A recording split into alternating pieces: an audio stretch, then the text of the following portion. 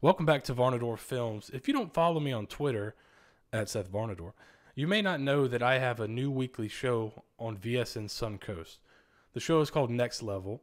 I interview high school football coaches, talk about local high school players that have gone on to play at the college level, and then college football in the state of Florida. It's an hour long every week on VSN Suncoast. I had a great interview with Coach Rob Hollway, the head coach of Outdoor Academy in Sarasota. I thought you guys might want to hear it, and maybe you'll check out the show. Coach Hollway and his team won 49-0 in their kickoff classic. They should have a pretty good year. So let's hear from Coach Hollway. All right, we're back this week with another head coach interview. This week we got Coach Rob Hollway from ODA. Coach, how's camp been going for you? I know you just wound that up, and you're starting to get into game week now. Yeah, well, you know how the first couple of weeks go. You're battling a little bit of adversity with some new faces, and we've had the unfortunate situation of losing a few practices to lightning delays, and so navigating that. But otherwise, a lot of positivity. Our roster numbers are up from last year. Everybody has stayed healthy this far, and we're really looking forward to our preseason classic this Friday against Keswick Christian. So what have you seen? You came in spring. What's kind of been the biggest improvement you think, or kind of what's going to be the biggest jump for you from spring till this season coming up? Well, it was a unique spring in the sense that we have a very strong baseball program here at ODA. As you know, they won the state championship 2 years ago, and they played in the semi-states. They made it all the way to the state semifinal this year. And that went well into the end of May. And so, unfortunately, we didn't have a lot of those faces that we have now in May. Our quarterback, our running back, and a few of our linebackers are on that baseball team. And, so we didn't have those guys. We didn't have those guys in spring, and they certainly make us a little bit more athletic. And so excited to have those guys and really just get the excitement going and get kids out to practice. And I'm fortunate to be in the building, and so have access to these kids and try to get people excited has been my biggest focus. So the show here is called Next Level, and we like to go kind of in detail with coaches. We want to show the community these guys aren't just people you can yell at on Fridays, that they have real lives and things like that. So I've been reading up on you. I'd love for you to kind of give people knowledge about what your background was and kind of where you're coming from and everything like that. Yeah. So I'm originally from Edina, Minnesota. I was a football hockey player in high school, and was fortunate to go to the University of Wyoming on a full scholarship. I kind of come from a football family. My dad played at Michigan. My grandpa played at Michigan, and my grandfather was actually the head coach of the St. Louis Cardinals. So he was in the NFL for a long time. He was Bud Grant's longtime defensive coordinator for the Minnesota Vikings, and that's kind of what brought our family to Minnesota. They traveled quite a bit. My dad grew up in Ann Arbor, Michigan, and when my grandpa was coaching with the Wolverines and the Lions, and so kind of was brought up in that family. My uncle Mike, my dad's oldest brother, was a longtime head coach at Ohio Wesleyan, a Division III college in Ohio. He was there for over 30 years, and so was around a lot of football coaches growing up and mentors. And that's just what I always thought was really cool. And I'm also a father to identical twin boys, Bo and Lou. I'm a dedicated husband to my wife, Liz. And I'm just really grateful that she allows me to coach. It's a lot of nights and sometimes sleepless nights, but it's a worthy cause, not an easy cause. And so it's certainly what I feel like I was put on this earth to do, is coach football and be a mentor and have a positive impact on our kids. And you coached previously at the college level. What kind of drew you back to the high school level? Yes, I spent some time at Albright College. It was a Division III school in Reading, Pennsylvania. And then I later went on to the University of St. Thomas, which is in St. Paul, Minnesota. It's actually where I met my wife. My wife, brother, and sister all went to the University of St. Thomas and St. Paul. And now, as you know, they're now a Division I school. And one of my favorite pieces of being at the college level is recruiting and having, an impact on the kids and being able to help the kids. And we had a really good season in 2012. We lost to Mount Union in the national championship, and was fortunate to have some connections and was offered a high school head coaching job. And wanted to get down to Florida. That was in Winter Haven, Florida, and wanted to get down to Florida. And that provided me an opportunity to do that. And so that's kind of what led me to the high school path. And then I started in administration. I started as a college advisor, and 2 years later, I was the athletic director at All Saints. And, I just really like that environment. Every day is a little bit different. I get a lot of exposure to different athletes and different sports. And so it's just, I feel like what I was put on this earth to do is be in athletics and try to have an impact on these kids. I think about football and how much the game gave to me. And I feel passionate about giving back to a game and sport that's really allowed me to be in the place I'm at today. Yeah, I'm with you on that. I did kind of a similar track. I coached at the college level for a little bit, then came back.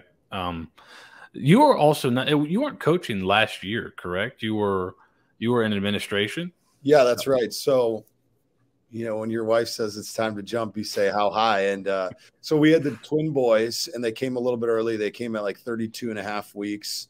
Our baby A was kind of stealing the food from baby B. So we have I always joke that the big one's committed to LSU and the smaller one's committed to Stanford. They're only 3.5, but so they came a little early, and we spent a little time, like 17 days at Winnie Palmer Children's Hospital, which can't say enough good things about that place. Man, those people are sent from heaven. But so they were a little premature, and, we were out here in Florida. Our families are in Minnesota, and, my wife wanted to get back to some help, so we have some backup. And I worked at Minneapolis Southwest High School, which is the largest 5A public high school in Minneapolis.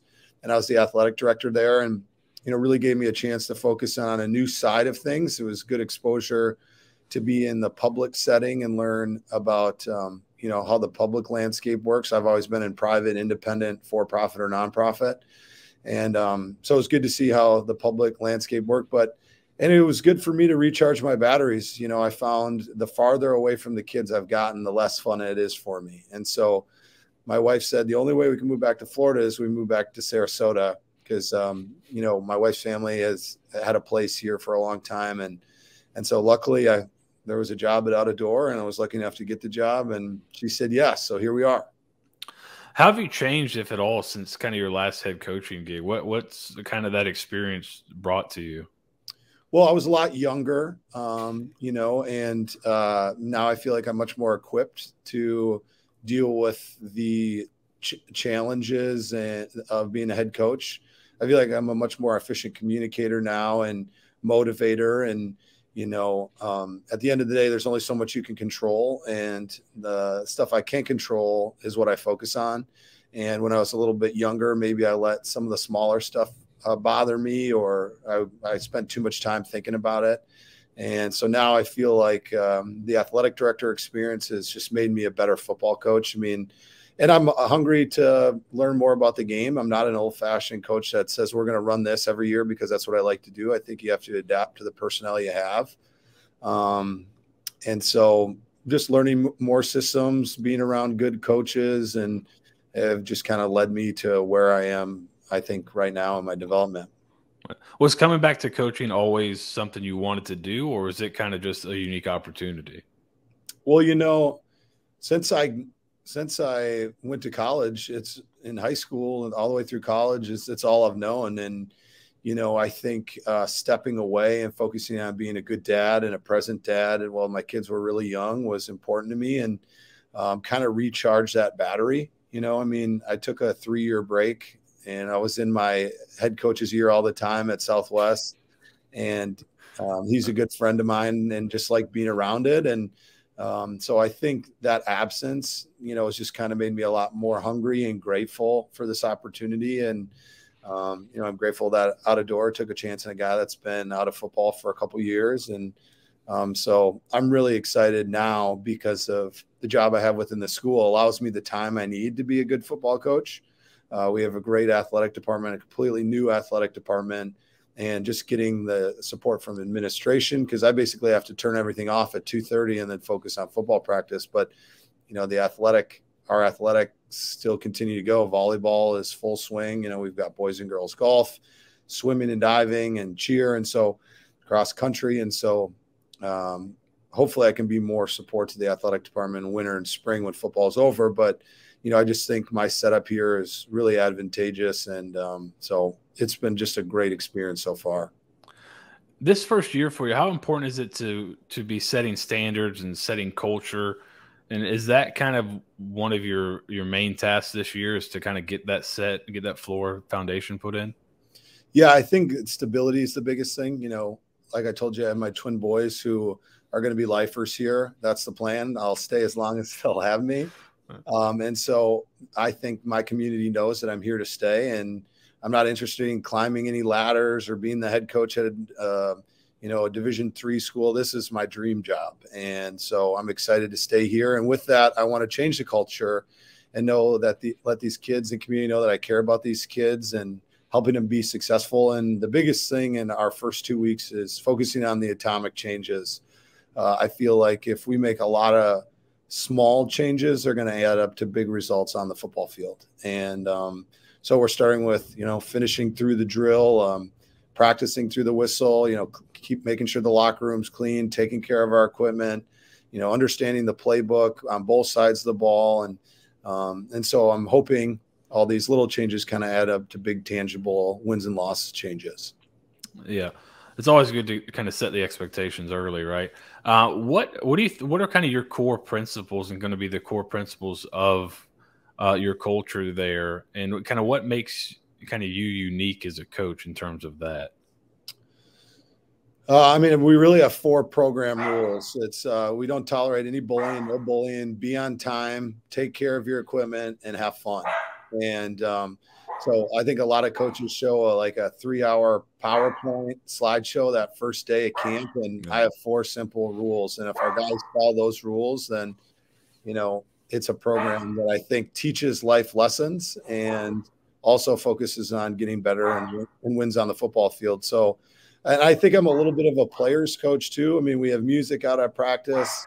We try to have a lot of fun and do some creative team building things. And so when I was in high school, we practiced, especially this time, from 9 to noon, and then had a 1-hour lunch break, and then went from 1 to 4. And the landscape of high school football has changed a little bit. We've moved away from those 2-a-days and being on the field for 6 hours for 2 straight weeks.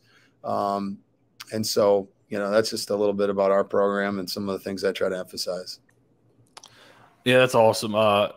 Players first, it seems to be the way it's going now, really driving that player experience and making it better. So what are your expectations for this season? I know it's always tough to gauge before you play a real game, but what are your expectations for the team, and what are you hoping to accomplish this year? Yeah, I don't personally measure the success of a season based on wins and losses, so you're probably not going to get a concrete answer on this. I more evaluate how successful our team is on whether or not we're reaching our full potential as people first, students second, and athletes third. And so I find that the better we try to be, the better we improve as those 3 categories. And so really, I'm just trying to take small atomic changes and get better everywhere. And but I do think that we are more athletic than we've been in the past. These baseball kids really give us, I think, some athleticism and toughness that maybe we haven't had. I wasn't here, so it's hard for me to say, but I feel like we've got a deep group of running backs, and our offensive line is big. We just need to stay healthy. A lot of those guys are returning from last year, but had some injuries. And so if we can stay healthy, I think we got a chance. Yeah, I was looking at I asked all the coaches to fill out a survey. I was looking at yours, and you said you guys might be running single wing this year.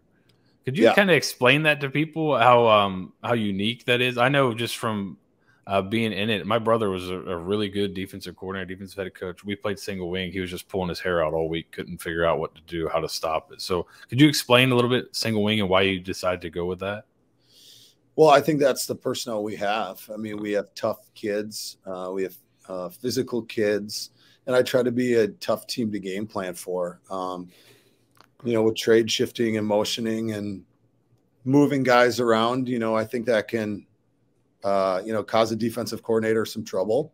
And I try to be sensitive about our keys and the formations we line up and not having too many giveaways. But, I think one thing we don't have is that 1% Division I athleticism this year. I think we have a lot of really solid, tough kids. And so we're going to try to control the clock, not turn the ball over, and be a tough team to game plan for. And so I think that's what you'll see this year. And, if we get a quarterback in that I feel like can throw the ball 15, 20 times a game, then I would love to line up an empty. And, that's a lot more of what we did at Windermere Prep when I was there, is go fast and spread the ball around. And, so while our roster size is in the low 30s, I think we need to be sensitive about the clock, shorten the game, and keep the ball on the ground and be as physical as possible. And that's kind of our roadmap at this time. Yeah, that single wing is a nightmare for defenses. So I'll be interested to watch you guys play with that. Who are some players people need to watch out for, or some guys, older guys, younger guys, kind of anybody? Who are some guys, names people need to keep a lookout for? On the offensive side of the ball, I'll start with our quarterback, Jack Hobson. He's a senior. Jack is committed to South Carolina Aiken for baseball, so he's a really strong baseball player. And he's a big physical kid. He might be one of our biggest kids. And so he's going to be tough to take down. On the offensive side of the ball, we have a transfer, DeRusso from California, who I'm really excited to give the ball to. Luca Marino and Jack Myers will probably get a lot of our carries. Luca's also a baseball player. Jack played quarterback for us in the spring game, and he'll be the first to tell you he's certainly not a quarterback, but stepped into that role for us in the spring. And then up front, we're pretty big. Blaine Bentley, Max and Chase Polivchek are big bodies. And then we have two brothers, Winston and Bennett Creasy. So I'm really excited about that group up front. We need to keep them healthy because they're big. They're definitely big, you'll see. Defensive side of the ball, we have a junior named Charlie Tack, who was at the media day with us. And he's a weight room kid, tough kid. He's going to play our middle linebacker position. He didn't miss a single lifting session this summer. I mean, the guy is just a gym rat. And so with those offensive linemen, we're trying to keep them off the field too. So you'll see a lot of new faces. All four of our starting linebackers are baseball players we didn't have in the spring. So some of the same names, Tack, Marino, Beasley, I'm really excited for. So, I think the key is going to be to stay healthy, like I keep saying, and stop the run and prevent the big play on defense. Yeah, that sounds great, Coach. I appreciate you coming on with us and giving us some insight into you and your program. Good luck this week against Keswick Christian, and good luck this season. Yeah, I appreciate it, Seth. Anytime you need anything, let me know. I look forward to working with you. If you're wondering how you can watch the show, it's easy. On Roku, Apple TV, or Amazon Fire TV, search for the Varsity Sports Network app. Download it. Every Wednesday at 7, we will be on Varsity Sports Network Suncoast or the South Suncoast channel. Check us out.